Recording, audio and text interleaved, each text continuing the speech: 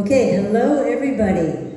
I am so proud to represent this synagogue, this congregation, this community at City Council.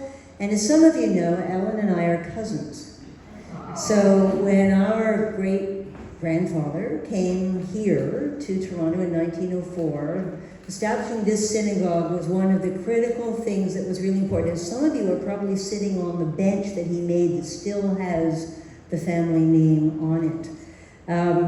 It's a wonderful symbol of success of Jewish resilience to have a site that's managed to survive 100 years with all the movements of Jews over the last 100 years. The destruction of the war, people moving north, people moving norther than that. And then to be able to sustain this community all this time. Now, I belong to the Driver, which is a few blocks north of here, because when I was looking for a shul, this shul didn't let women on the bima or on these seats. So glad to see so much progress. But I am very, very proud, and this is the most beautiful building. So congratulations, and I'm so proud to be representing you at City Council.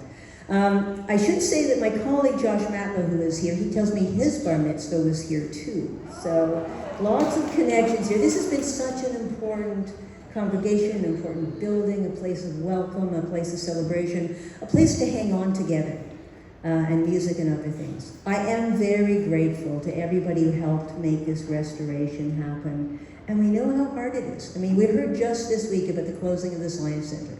There are so many parts of the city that are falling apart.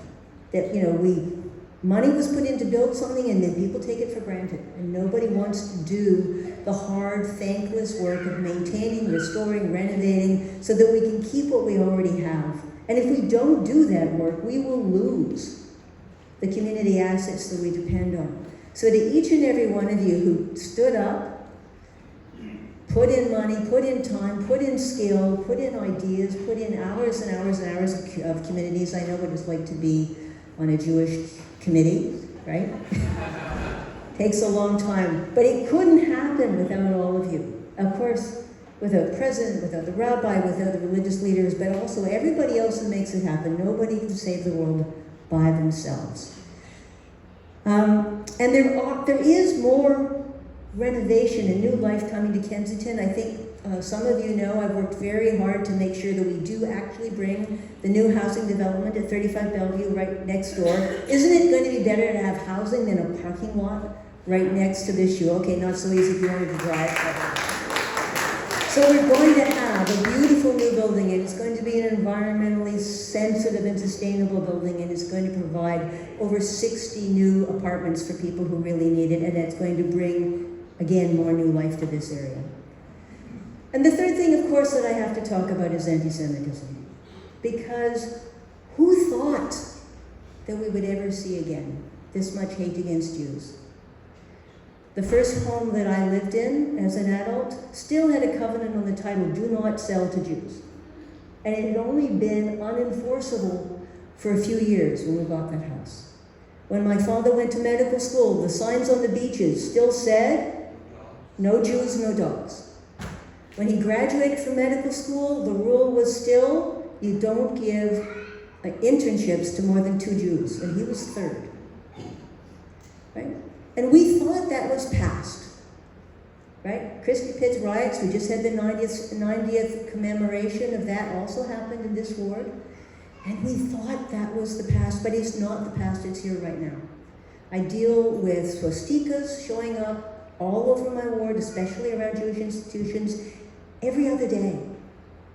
Some of you know I started wearing a kippah in public every day since October the 7th. I used to wear it just for religious purposes.